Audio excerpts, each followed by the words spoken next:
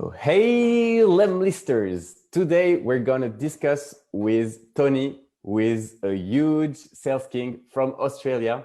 We're going to discuss how to close large deals with enterprise. Tony, thanks a lot for joining us today. Thank you, G, for having me on, inviting me into the community, and I'm really looking forward to the conversation. That's awesome. So for those of you who don't know Tony, he previously worked at Sugar CRM as a managing director, having won some of the largest enterprise license accounts globally. And today is the co-founder of SalesIQ Global and managing director at RSVP Selling. He's also a best-selling author, jack of all sales trade with decades of experience. So Tony, really, it's an honor to have you here. And for everyone who's watching, make sure to, first of all, let us know if you can hear us well in the comments, and make sure to ask all your questions directly in the chat. So basically I can ask them to Tony as well. As a first question, we're going to go straight to it. When is the right time to start thinking about big sales deals when you're a company? Yeah, well, G, probably the best way to answer that is every sales leader, every entrepreneur, every seller and marketer needs to think about some really important foundational things. And the first is we need to be honest with ourselves about product market fit. And as part of doing that, we need to be very clear about our ideal customer profile, our ICP. So technographics, firmographics, and psychographics. So have a very clear definition of what constitutes the ideal target organization to try and sell to.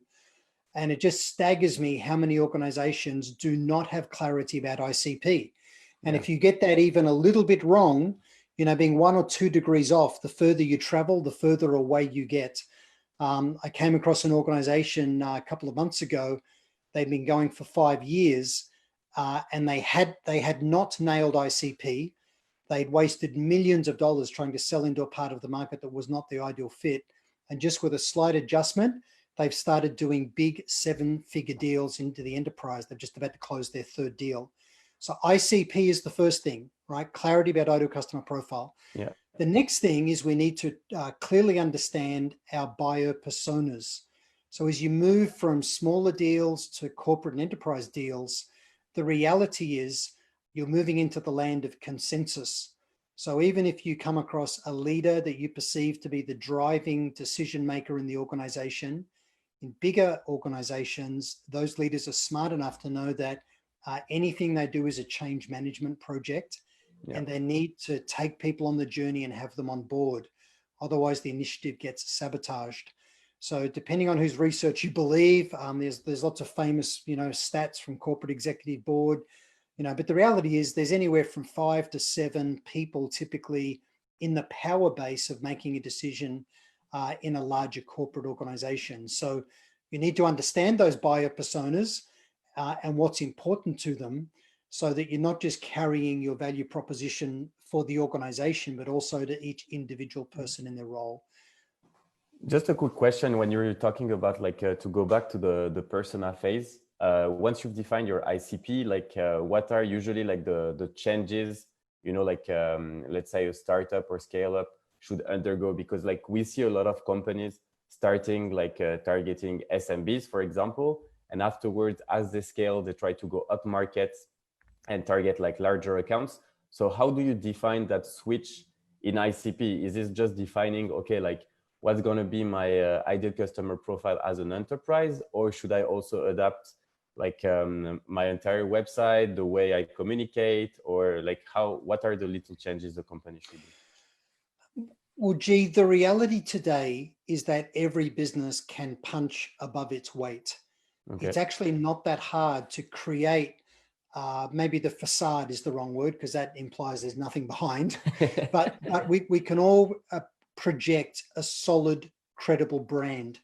The reality today with informed, empowered buyers, it's very easy for them to scratch past the surface of a sales pitch that they get from somebody. So we need to make sure that our website is modern, but also looks corporate. If you want to push up into larger organizations, it needs to be corporate. And then, the number of employees, for example, that you have in your company when they look at your company in LinkedIn, when they look at individual profiles. So we need to have some gravitas and weight behind what we're doing. And there's some really obvious things. I remember back in my days when I ran Sugar CRM for the Asia Pacific region, Sugar back then was really seeking to move from the SMB and mid-market up into enterprise. Yeah. And maybe I shouldn't be saying this, but I will. But the reality was I was leading the charge in this region to go do big enterprise deals, and I did some big enterprise deals. But Sugar at the time didn't have things nailed like quality assurance systems. So, for example, in a big tender or a bid, often the buying organization will say, "Are you ISO accredited? Do you have quality systems and standards? Do you have disaster recovery policies and procedures?" Yeah. So again, if you want to go and chase big tenders, just understand that, there's a whole lot of legal, even with legal contracts, the buyer will in their tender say, here's our legal terms and conditions that you need to agree to as part of tendering. Now, the truth is the overhead involved in covering all of these things off is substantial. Yeah. So if you're going to pursue large corporate and enterprise business, you have to have the financial appetite to fund the pursuit. It's very expensive pursuing high-end enterprise. It's very expensive pursuing government as a vertical. Once you're in with government, you're kind of in forever.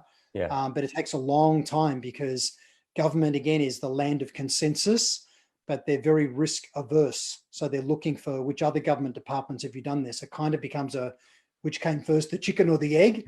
But you need to go get your first clients in this space. So corporates, enterprises, government, they're all wondering, who have you done this for before that's like us?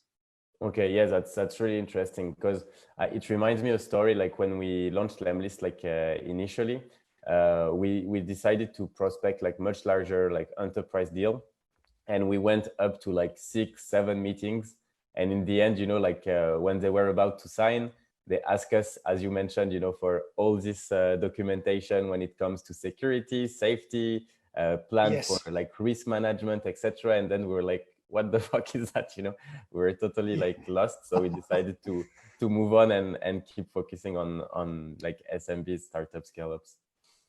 Yeah, and that's part of defining ICP, because you don't want to be selling to tiny organizations that are unprofitable. Yeah. Where the modest amount of money they pay you in their eyes is a lot of money, and the truth is it's not. Yeah. So you're always trying to over service and stop them canceling, and it's almost as if you may as well give them a check when they become a client, because it costs more money to service them than they pay you. So part of ICP is you think, well, we're after organizations that are a minimum of this size, a maximum of that size. They've got these attributes. They're the A end of their business, the decision-making end of their business is in this region. So again, part of your ICP might be organizations above a certain size that have a head office in America. You're not interested in selling to, because you're going to be dragged into the nightmare of trying to comply with very onerous contracts and other requirements. And do you have any tips like on how you would build your ICP? Like what tool do you usually use to get like all the different categories? Do you map them out as an ideal customer profile from, I don't know, like what you picture as the ideal customer profile yourself and brainstorming with some people in your company? Or would you go and have like a specific process of reaching out to people, see the response, and then like start to add information on each people? The thing with ICP is that it all begins with having clarity about product market fit and the problem that you solve. And if the awful truth is that all you are is a nice to have, you're something that improves things, but it's not essential, then you're in deep trouble. You have to solve a serious problem, especially when you're selling in a recession. Because the reality is, if you're a challenger brand, you're trying to push into a crowded segment. If you look at the average CIO or chief marketing officer, there's over 1,000 vendors. They'd all see them as a prospect that are bombarding them. Yeah. And in a recession, the chief financial officer and the head of procurement right now today, they're plotting and scheming on how they can derive greater value from fewer suppliers. they're wanting to consolidate the stack. They're wanting to cull the number of vendors that they're dealing with. They just want more value from fewer suppliers. Yeah. So again, for us to break into the world of those organizations, they're thinking, but we don't want another supplier. You know, we've got a relationship with SAP, and if they've got a widget that does 70% of what yours does, that's good enough. Yeah, We'll that's get them fine. just to bundle it in. Yeah. So it's really clear. It's really important that we are clear about what's the problem we solve. It needs to be a serious problem where there's commercial value. There's a business case that can fund the investment in working with us. Absolutely. And when you go to like the prospecting stage, like what would you say is different versus like when you're prospecting like SMBs versus enterprise? Well, the thing that's fundamentally different is the larger the organization, the more there is politics. Okay. So, you know, the organization chart will paint a picture that's often not the reality of the power base in the organization. So when you sell into larger corporates or government or enterprises, first thing to recognize is there will be politics in the organization, and the head of the business will be asking multiple line of business leaders to either co-fund or to certainly agree with the decision. So for example, you know, if you're putting in a CRM system, it's not just the sales manager, it's the marketing manager, it's the chief operating officer, it's the CFO, it's the people that run professional services, it's the head of support, and they'll all have their own unique requirements. So that's why we need to also nail our buyer personas. So if you're selling into enterprise, you go, okay, so we're going to have to engage, not at the top of the funnel phase when you're just creating the initial opportunity, but later we'll have to engage the head of procurement. We'll have to maybe engage the head of IT. So we've got to cover off IT and procurement at some stage in the sales cycle. We need to document their buyer persona so we understand what is important to them. And we've got clarity in our messaging. At the very top of the funnel, you know, you may be going at the CFO, right? So the chief financial officer and maybe, you know, head of accounts payable, depending on what it is that you sell in these larger organizations, and then maybe the chief operating officer. So understand there's politics. There's 5 to 7 different stakeholders. It's worse than that. It's groups of stakeholders. It's not just the one head of the department, but they're people. So document your buyer personas and then cascade your core message down, but then tailor and nail what matters to those individual people. They'll have different requirements. Okay, that's super interesting. So essentially, like your advice is really like to first like define your entire funnel, and at each stage of the funnel, know like which are the different buyer personas. So really like put a lot of details on each buyer persona to understand what message and what's your messaging gonna look like. And I'm curious, like on the stage of prospecting, let's say like you're gonna obviously start with the top of funnel, like the person you're gonna reach out to. Like, how are you gonna manage to? Are you gonna start with only 1 or 2 people in the company when you're doing prospecting, and then once you're in, you're gonna start like reaching out to other people, or are you gonna reach out to all those people at the same time with a different messaging and see whether or not you can find like a champion and get in? Yeah, that's an excellent question, G. And it's where I see a lot of sellers make big mistakes. So the first thing is, if you're pursuing bigger organizations, my advice is go at everybody at the same time. Okay. So, and let's, I guess to make this easy, we can all relate to CRM because we all use a CRM, right? So if I was selling CRM, you think, okay, so I want to get to the head of sales. I want to get to the head of marketing. I'll have to cover off the head of IT, and I need to probably talk to the head of the business, right? So when I go to the head of the business, my conversation is that, hey, I've got some ideas on how you can de-risk your growth forecast to investors and the board, and in a way where you can hold your sales leader to account for accurate forecasting and higher win rates. If I was talking to the head of sales, it's, hey, I've got some ideas on how you can hold your sellers to account for getting the level of pipeline coverage they need and win rates, and in a way where you can give the CEO, you know, a forecast that he trusts. If I was talking to the head of marketing, I've got some ideas on how you can increase the conversion rates of MQL to SQL, and in a way where you don't have to spend more marketing money. So you'll tailor the message, but what I'd suggest is go at everybody together, because if you just got one person and you don't get traction, the first thing that happens is sellers wrongly misinterpret being ignored as being rejected. Yeah. And they're also way too passive. There's a lot of lies and falsehoods that have been pushed in the last few years around social selling. Now, I believe in social selling. I've got 350,000 followers in LinkedIn. I have more business coming to me than I can cope with. I've become the most read person in the world on the LinkedIn platform on B2B selling. So I know how to do social selling. I've got a course I run on it. I've got 6 social selling pillars. But the problem with social selling is it tickles the ears of people that treat the phone like it's covered in spiders because they're scared of rejection, or they're worried about botching, the conversation. And they think, well, I'll just do social, I'll just send emails. But if you just select one channel on its own, you get ignored. Email on its own, the average decision maker gets at least 120 emails a day. If I look in my inbox, I've got 18,000 unread emails in my own inbox. I've just literally given up.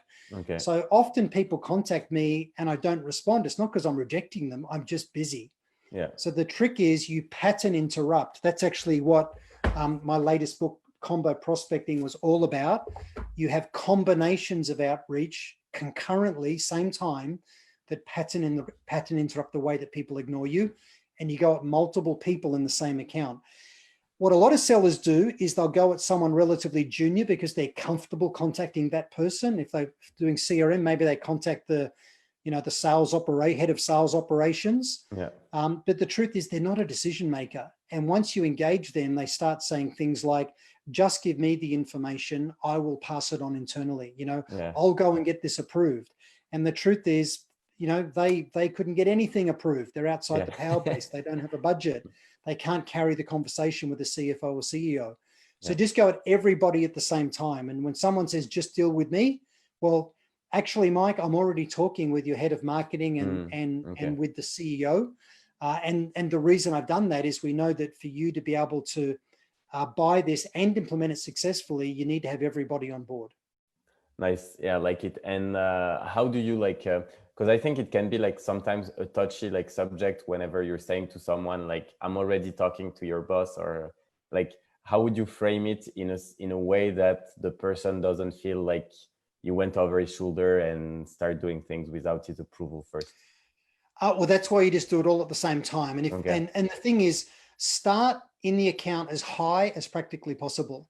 Yeah. Okay. Right. So if you can get to the CEO and have that conversation and you get traction in the conversation, you say to the CEO, hey, if this conversation's gone really well, if it makes sense for you, what I'd like to do is I'd like your permission to talk with your head of marketing, your head of sales, your head of sales ops, and then potentially with IT to validate this business case that I think you've got for actually making the change.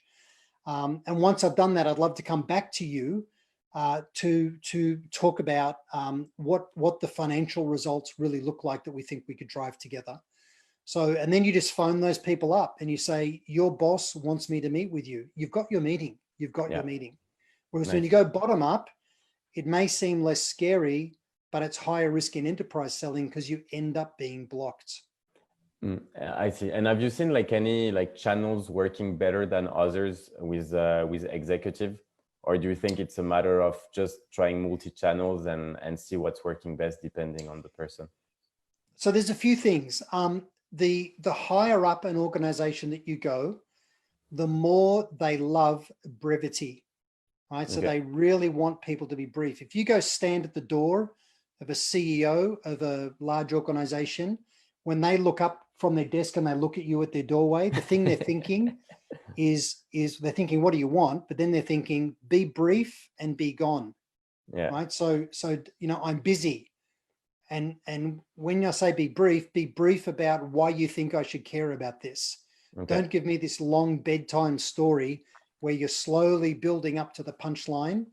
The interesting thing is when we as sellers spring from the bushes to have a conversation, we surprise somebody and wanting to have a conversation with them, the best it gets for us is 7 seconds before they start thinking, how do I get out of here?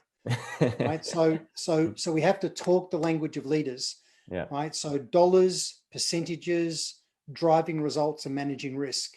Okay. So rather than this fake friending strategy, rapport building, which just turns people off and paints you as a seller, Yeah. you need to engage them in a way that's got strong context. So a common relationship suggests that I give you a call, or I've noticed this about the company. Hey, look, the reason for the call is I've got some ideas on how I think you could, and in a way that, and you give them two different benefits that are real benefits, dollars, percentage benefits. And then you say, have you got just 15 minutes now? Or when could we find 20 minutes later in the week? And if they go, well, look, I need to know more, you say, sure, it's about you being able to do this. And you talk about the strategy around what your product is for them. You don't talk about your company or product, and you have some good questions ready to go. So you need to engage like a peer, Yeah. not like a needy seller, Okay. who's grateful. Yeah, so straight to the point is better, but I Yeah, mean it makes sense. And early on, you were talking like enterprise deal and sales cycle are obviously like longer. they For are. you, what does longer look like? Is this like a couple of months, or is it more like 18 months, 2 years? How would the sales cycle look like for you? It depends very much on what you sell. So it Okay. depends very much on what you sell. But what I typically see in enterprise selling is the best it gets is typically 4 months, Okay. and it can go on for a year and a half. Wow. Okay. Right? So it's very important. You're clear about ICP. Yeah. You're clear about product market fit. You know the business case behind justifying a decision to work with you. You've nailed those buyer personas, right? And you focus. It's a giant mistake, to pursue deals you can't win. And the thing that's worse is when you come second. It's the most expensive way to lose. We have actually like questions like from the audience. So for all the people who are joining us now, make sure like to ask your questions so I can ask them to Tony. So there are a question from Nadia. So she's asking like beside ICPs and paperwork, were there any other switches you had to make at Sugar CRM to go for the big deals? So basically like besides changing ICPs and also like all the lawyer things that you mentioned, were there like real big internal changes that you made, or like even in term of salespeople or how they do sales, etc.? Yeah, so obviously the way in which you sell needs to match selling into big enterprise organization. Things like making sure you've got rock solid commercial contracts, you've got legal people ready to go and engage with the other side. Okay. You've got things like quality systems and accreditation that you can show. You've got disaster recovery plans in place. The other thing that's really important if you're a tech vendor, if you're selling technology, is you have a robust product roadmap. That's Okay. part of the decision as well. So where do you see your product growing? So you need your own CTO that you can set up a meeting with to really instill a level of confidence. So it's really a case of thinking, how do we as an organization punch above our weight Yeah. and create that perception that we're a well-resourced, mature organization. And what was like if you had like stories of deal that you were able to shorten when you were at Sugar CRM, like how did you manage, because I guess like average like sales cycle when it's like enterprise can be like, maybe you said like 4 months to 18 months. So how do you manage maybe like to get that to like the closest as possible to 4 months? Okay, so between opening the deal and closing the deal is the middle. Yeah. And the middle is where most deals go to die. It's where a lot of deals lose momentum, especially in this COVID-induced Great Recession, right, that the world is in. So customer organizations right now are thinking, let's just hold tight on, making any decisions about things new. Let's put a freeze on new projects. Let's reassess budgets, right? So this is happening all over the world. So between opening and closing is the middle.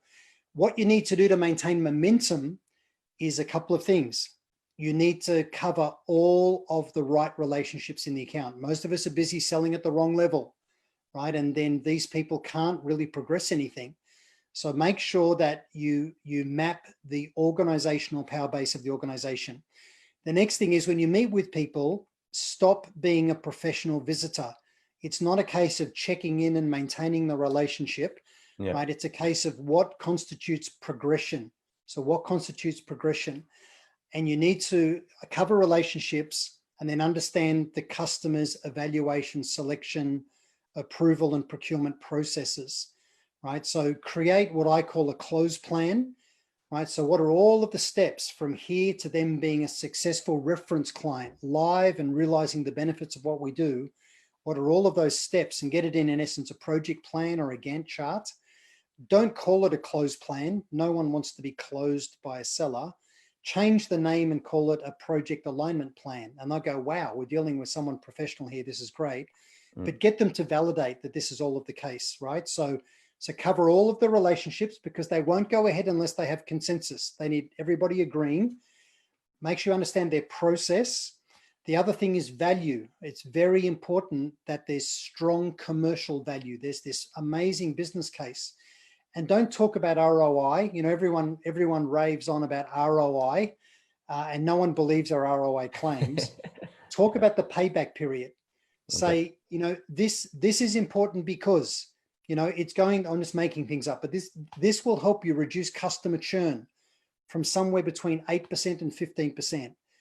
From our calculations, that monetizes for you this way. It will also help you increase average revenue per customer. Depending on what it is that you sell, you work these things out, and this will pay for itself in 5 months, right? This has a 5-month payback. And we can get this implemented successfully and manage your risks in these ways. We've done it before for other organizations. We're happy for you to talk to them. And that's what gives people confidence to go ahead. So map and cover all the relationships, understand their processes, make sure there's business case value. Because if you don't nail those 3 things, your deal is prone to stall. And the thing with deals is time kills deals. The longer a deal is stuck in stage, the less likely it is to ever happen. So in your own CRM system that you use for yourself internally, start to track time in stage. Deal velocity is very important when you look to maximize win rates. And so you were mentioning, you know, like the part, I think what's very complicated is when you have like multiple decision makers. So how do you make sure that you have them all on board? Like, do you try to organize meeting with all of them at the same time, or do you prefer organizing meeting with, you know, each person in a separate meeting, or how do you manage that? It's best to talk to them individually. And the way you do it is you ask them, you say to them, you know, if the organization made a decision to implement something like this, what would it need to do for you in your role? And let me give everybody listening to this 3 almost magic questions. So whenever a lead comes to you, you get an inbound lead for a corporate or an enterprise, there's 3 questions that you need to ask. You need to say to them, hey, do you mind if I ask what's happened inside the organization that's caused you to want to look at this now? So what's happened inside the organization that's caused you to want to look at this? And as they answer that, you say, okay, so if the business was to invest in this area, you know, with us or even with somebody else, what improved results is the organization expecting? And also for you in your role, right? So what improved results does the organization expect if they made the investment? And what about you in your role as well? And then the third question is, where do you see the risks? Where do you see the risks in getting this done successfully? And a lot of people focus on qualification frameworks. The most, you know, simple and well-known one is BANT. You know, does the person have budget, authority, need, and do they have a timeline? A lot of people in tech use, for example, MEDDIC or MEDPIC, you know, is their qualification framework, or TAS. But here's the reality. No buyer likes being qualified by a seller, and nor do they want the Spanish Inquisition from them either. So what we need to do is understand that it's the degree of 2-way information sharing that determines the likelihood of winning. If the person we're dealing with will not give us access to other people in the organization, if they become a blocker, or if they will not give us accurate, insightful information that helps us help them build the business case, then they're probably not going to buy from us, right? So that's how you test whether it's worth investing. You ask them to do things. If you keep having meetings with a corporate or enterprise buyer and everything's one way, you're sending them information endlessly. They're not really giving you anything back. Yeah. I don't think you're going to win the deal. Okay, yeah, that's really interesting. And would you have like any other like kind of magic question that you ask during meetings that always bring, you know, like good results, or that are like a great way, you know, to understand what are their needs, like how they're gonna, like how they manage the deadlines, all these type of things? Yes, look, there's dozens of questions you could ask, but I find those three are the most powerful. Okay. Right? What's happened in the organization that's caused you to agree to meet with me, or if it's a lead that came in for you to be looking at this now, what results do you expect for the organization and you, the person I'm talking to? Yeah. And then where do you see the risks? And that'll tell you whether this is a good fit or not. And if they go, well, why are you asking? Say, well, look, I'm just trying to understand whether we're the right supplier for you or not. And if we're not, I'm going to let you know. And back off. I'm just trying to understand what your business case looks like, because, you know, we work with lots of organizations. Yeah. I'm not sure how many times you have implemented this yourself before. Normally they've never done it. Yeah. So, but you know, this is all I do is work with people like you in organizations to get this done. And the thing that's really important is that you get the right level of funding and executive sponsorship for this to be successful. So I'm just trying to understand what your business case looks like. The worst thing you could do is to try and do this where it's either underfunded or you don't have executive commitment to it. Okay. So again, do you mind if I ask, you know, what's happened? You know, what results are you expecting? Where do you see the risks? And as they start to open up, now you're building a relationship and you're starting to build trust, and they're doing things for you as well. What was interesting is when you mentioned, you know, like I think those three questions are really great. And you mentioned also something, you know, about having people to commit, because as you said, you know, like in that middle phase of the deal where you're just going to follow up, try to send like more and more information, trying to push for the deal, what you need is commitment. So have you seen like, I don't know, like ways to kind of not force, but I would say like make people more involved in committing? Like, how would you like manage like to make them do action so they're like more committed? So let me share with you the biggest trap that I see for tech companies and software companies. I'm assuming that's a good portion of the audience that are watching this, yeah? So here's a huge trap. Is a salesperson gets all excited thinking they've got a prospect because the prospect wants a demo, or they want to do a pilot or a sandpit, and they go, oh, they're interested and they're doing something. But the truth is, it's low-level people or a low-level person that's having a play with our tech. That's all very interesting for them. That's not organizational commitment from the buyer at all. It's a very big mistake for most software. If you've got really simple software that wows people, then maybe a demo is fine. But for most companies that sell software or tech, the truth is you take your life into your hands every time you do a demo. You know, you pray, you know, that the software doesn't crash. You pray that when the customer says, what happens when I click this button? You pray there's actually some decent data in that part of the system, right? So demos are just full of risk. And anyone who does demos as a way of creating interest, I think is a lunatic, right? The way you create interest is you talk about the business problem that you can solve, and you only do a demo when it's at the stage of their sales process where it enables them to validate you're the right supplier, right? And you manage the risk by doing it later in the process with the client, because you've gotten to know them and you know what the use cases need to be and what individuals will need to see. So you want them to do things that show commitment, to give you their data, to share information, to give you access to people, to talk about their business case internally. And if they won't do any of that, then they're not working with you. Yeah, okay, I see. And do you have seen like any ways of, I don't know, like either at the end of a meeting or just maybe in the way, you know, like you're going to structure your discussion with the person, how exactly are you going to manage like to define like clear deadlines? Like, do you usually do that at the end of the meeting? Do you do that like via email? What are like the exact steps you would undergo, you know, to... Yeah. So to be a sales professional, whenever you have a meeting, you need an agenda. Yeah. And then when you go to the meeting or when you're on the meeting, you need to be taking notes. And at the end of the meeting, you need to be sending something written to the person to confirm what happened in the meeting. And to be an uber super professional, you need to make sure that every meeting has a predetermined objective in your mind. Okay. Hopefully in theirs too, because you want to create progression. Every meeting needs to create progress through their process, Yeah. right? So it's very important that there's a next step. And again, we just need to ask. So those three questions I gave before, Yeah. what's happened in the organization, what results, where do you see the risks?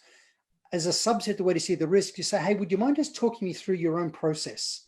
What does the process look like from your side for you to be able to evaluate and select the right vendor?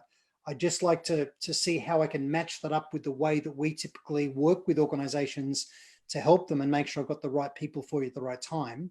But ask them what their process is. Ask them as part of risk, how are they going to weight, those different factors? And I'll give you an example of this. I won a deal once with a multinational finance company. This was back in the days of Sugar CRM. Yeah. I asked the CIO of the organization, who was the executive sponsor and running the process. I said to him, where do you see the risks in deciding who to select? He said, what do you mean? I said, well, for example, do you see a giant multinational as being lower risk or higher risk? And he said, well, look, it's funny you should ask that. He said, the last organization I was at, we worked with one of the biggest multinationals in the world in CRM, and it was a complete disaster. They made us lots of promises in the sales process. And then when we had problems, we couldn't get any voice at all. We were a tiny little rounding error for them. And our enhancement requests, never even got responded to. Yeah. So I, the CIO, see a lot of risk with dealing with a very big North American multinational. Okay. And I said, okay. So, but equally, you don't want to deal with someone that's too small where they can't deliver for you. And he said, yeah, that's right. He says, I'm after someone. I said, yeah, in the Goldilocks zone, big enough to deliver, small enough where you'll be an important client. And we made that a key theme, right? Nice. And what we said to them is, we respect the fact that there's 2 or 3 vendors that you've shortlisted to, and thank you for including us as one of them. And we know that all 3 of us have got a product that could do the job for you. But the reason we think we represent the best value and lowest risk is, and then we talked about things. And I evidenced this by setting up a meeting with that CIO, with the CTO of my company, and they had a one-on-one conversation. Nice. And that proved that we were big enough to have a CTO, but small enough where he could have direct access to one of the executives. Nice. Yeah, very interesting. So basically, like, you manage to understand the risk and then kind of show like how to de-risk it by bringing in the right person. And okay. Yeah. And Hadi said to me, well, I see risk in the roadmap of the vendor. Okay. I need to know you've got a roadmap that's going in this direction because our company is going this way. Yeah. Right. So do you share it publicly? Like, did you have like a document where you were expressing like your roadmap, or was it more like a few bullet points or where you're heading? Interestingly, we never needed to share the roadmap because he was very comfortable with the conversation he had with Clint Oram, who was the CTO of Sugar at the time. Clint did a brilliant job playing his role in the sales process. So the buyer got very comfortable. So again, if you're just handing over your product roadmap in a vacuum, not knowing what matters to them in a product roadmap, all you're doing is introducing risk, right? So winning enterprise deals really is an exercise in managing risk. You need to find a way to break in and open, right? And that's tough. But then once you're in, you need to manage deal risk, right? And you do that by making sure you cover relationships, you're creating the right level of value, you've got the right strategy, and you truly understand their processes and you align with them. That's really interesting. And I had another question, because we were talking also about the sales cycle length. And essentially, like, like whenever you're on like smaller deals, it's sometimes easy to use like methods that are a bit like hard selling, where you use like scarcity, or you try to like push on a specific deadline, what we can call like hard selling. Like, do you see like this can work also for enterprise, or do you think it's a methodology that will never work just because the sales cycle is so long that you can't kind of use this type of approach and tactics? But before I answer that, I've got to tell you a funny story. I was running, I do a lot of sales training on Zoom. I just work with about 130 people today Oh, for an nice. Asia Pacific sales kickoff for a company. But last week I was working with a team up in Asia, and there's always accent issues. But I was saying to someone on the call said, it's really important to use scarcity, as a way of motivating the buyer to get on with it. And I asked one of the teams in one of the Asian countries, I said, what do you think about that? And they said, oh yes, we try and scare our prospects all the time. So I thought scarcity was about scaring people. It was very funny. But so the reality is all of these 1980s high pressure sales techniques just don't work. They just don't work. The thing in selling is about making a positive difference in the life of the customer, personally and professionally. And that's the intent that you have to convey. I'm all about making a positive difference for you. I'm all about trying to understand, are we the right fit for you? If we're not, that's okay, I'm going to leave you alone. But if we are the right fit, and if there's a strong business case, strong commercial value for doing this, let me work with you and help with the business case. Let's work together to co-sell this internally. So that's what you're wanting to do. And it's about understanding their timing and processes. It's not about our pressure. It's amazing how sellers educate buyers about getting a cheaper price. They'll go to the buyer and say, hey, it's the end of my quarter. Can you buy now? We'll give you a discount. And the customer's in no position to buy. Like, they can't buy. But you've just hammered a stake in the ground saying, this is a lower price that you can get from me if you're willing to wait till I'm desperate again. Yeah, that's discounting. I think it's never like a good option. But when it comes to pricing with enterprise, like it's did you have at Sugar CRM actually like a very transparent pricing, or were you going a bit, because we see a lot of companies whenever they're doing enterprise deal that they're going to price really based on what the customer is ready to pay, essentially. So for the same exact service, they might price like 2 or 3 times the price depending on the enterprise that they're dealing with. What was your strategy, and do you think it's a good strategy to have something that's very different for each enterprise? Okay, so the thing with pricing is we need to move to value pricing. So we need to price not based on what it costs us plus margin. It needs to be based on the value to the client within reason. And the other thing is we need integrity and transparency in how we adjust our pricing. So what you'll typically do is offer discounts for things like volume.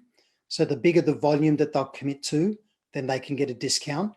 You'll offer a discount for contract term. If they're willing to commit to a longer term, then they can get a level of discount.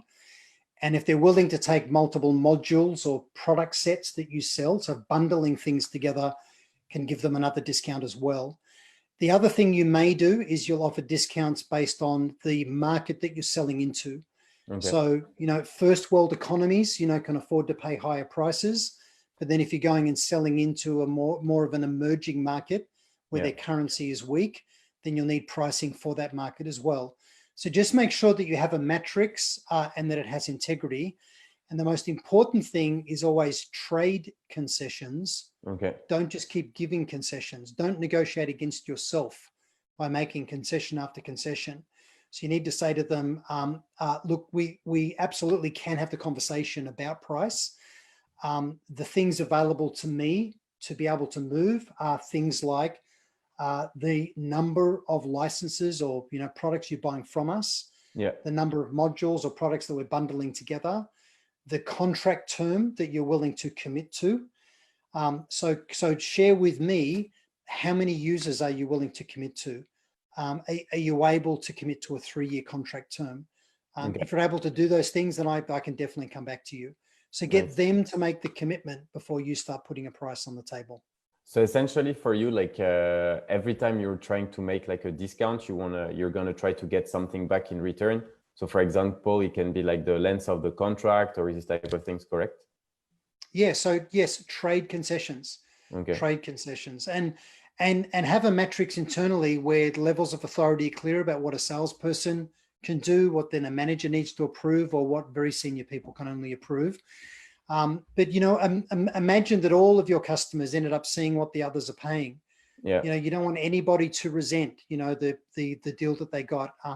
Act with integrity. Act with integrity. It's the same as the way you pay your staff. Imagine that everybody knew what everybody else was being paid. Yeah. Because those things leak out anyway. You don't want people to resent you. Yeah. And do you feel like whenever you're doing like enterprise deal, do you feel you should go after the biggest deal possible initially, or do you think you should start like small in order to maybe like shorten the sales cycle, and once you're in, try to push on the upsell?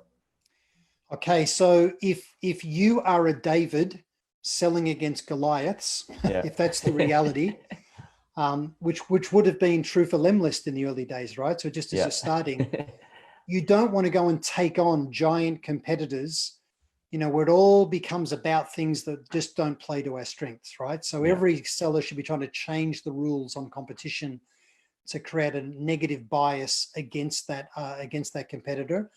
So if you're small, your strategy will be to land and expand. You go and find a department or a division or a group within the client that you can win and deliver and make them the internal reference.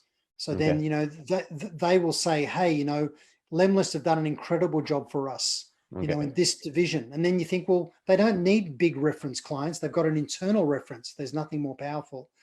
The problem with most land and expand strategies is they end up being, in reality, land and get bogged down and at very bad margins. So a lot of people discount very heavily to try and get in. They overpromise, sort of what they can do, and they struggle to meet expectations, and they never really grow. So it really just depends on your strategy for the account. Yeah.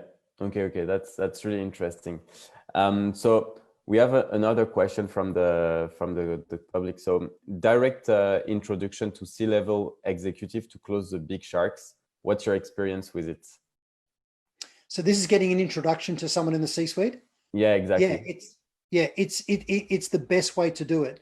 Okay. I've interviewed a lot of CEOs up on stage in front of hundreds of salespeople, and I've said to them, hey, can you share with the audience what's the basis on which you will take a meeting from a seller? You must get a lot of approaches, and their coaching is really interesting. And one of the common things that comes out at the top of the list is, if you want to get to me, the best way to do it is through a trusted relationship. Oh, nice. So either one of my trusted managers or someone else in my network, even outside of the company. So if you call me and say, Mary, I was talking to Mary last week, and she thinks that we should get together and have a conversation. I've got some ideas on how I think you could. You'll definitely get your meeting. So a common trusted relationship is the fastest path. The next thing with the C-suite is, if you don't have that, make sure you talk the language of leaders. So you're brief and you're thinking in terms of Excel instead of PowerPoint and Word, right? So you're thinking about numbers. So, yes, you need emotional connection, emotional resonance, not with your friending strategy. No one's lying awake at night, lonely and bored, thinking, I need another business friend, a sales rep to call me up tomorrow. No one wants that who's senior, right? But they are trying to achieve things in their business. So if you can align with their vision for the business, that's how you create emotional resonance. If they've been in the press saying, we are facing headwinds, and we are going to be, trimming our sales and controlling costs so that we emerge through this recession stronger compared with competition, then you ring them and say, hey, I read that article, about you making sure that the business comes through this recession much stronger. I've got some ideas on how I think you could achieve even better results in these areas. Does it make sense to have a conversation? So emotional resonance with what they're trying to achieve, right? But talk the language of leaders, numbers, results, managing risk. Nice. I know like time is flying, so we have like our last question. So how about like price sensitive prospects? If there is no commitment yet and the prospect is really focusing on pricing, how to switch the conversation back to, like value and not really like price. Okay, so what I'm going to say is, or maybe cause someone to want to punch the computer screen, right? but here's the reality in my view. Most objections or problems for sellers are created by the salesperson themselves in the way that we open and in the way that we engage. For example, if you talk about your company and your product, you automatically invite questions from that prospect about price and comparison with competition. So the moment you talk about yourself, they go, well, how much is it? And how does it compare with these other companies? And you created that. That was your fault as a seller. Stop talking about yourself. The way you avoid that is you talk about their business case for change, right? When they go, but what about your product? Well, I don't even know whether it makes sense to talk about what our product does yet. If you were to make a change in this area, what improved results would you expect to see? Tell me about what's going on now. So if the thing that you sell will reduce customer churn, know what the average customer churn is in their industry. Say, hey, look, in your industry of accounting, customer churn typically runs at between 15 to 23%. What is it within your own business? Well, I'm not telling you that. Well, look, I'm just trying to understand whether it makes sense to even have a conversation. So if your churn is currently running at under 10%, I don't think it makes sense for us to talk. What's it running at the moment? And if they won't have that conversation, they're not a prospect. They're not engaging with you. The only basis on which you're going to win is if you can get the two-way conversation, the two-way dance going. So make the conversation about their business case for change, not about you and your product and what you sell. That's how you create a focus where price is much later. Nice. Yeah, I really like it. I like the fact, I think it's gonna, as you said, a few people are gonna be pissed off, but it's true that I think as soon as you start talking about your products, obviously people are gonna want to compare your product and your service with competitors, and then comes pricing, and then comes all the things you don't want to talk about at least in the first step. Yeah, and be willing to walk away. Your most precious resource is your time. I remember when I was running Sugar, we talked about Sugar when you open, so I'll give the example.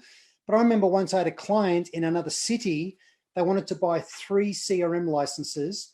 They sent me a spreadsheet with 740 questions, to fill out, and then provide the price. And they wanted us to fly to this other city to do a whole demo for a day.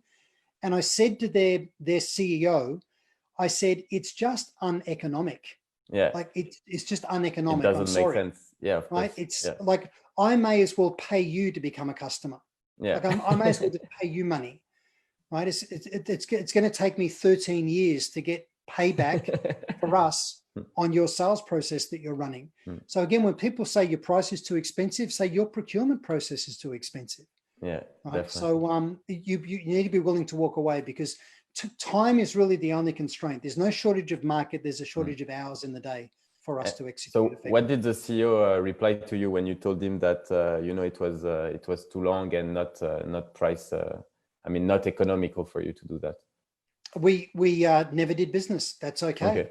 Okay. That's okay. While I'm pursuing this lunatic in another city that wants to run this crazy man's process with me, right? I can go and sell 20 times more product to other people that aren't crazy.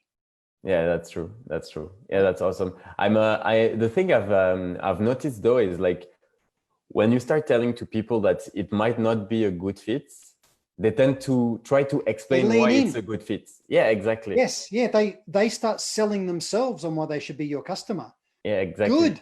That's great. Reverse psychology. Yeah, exactly. Well, time has been flying. It's been amazing talking to you, Tony.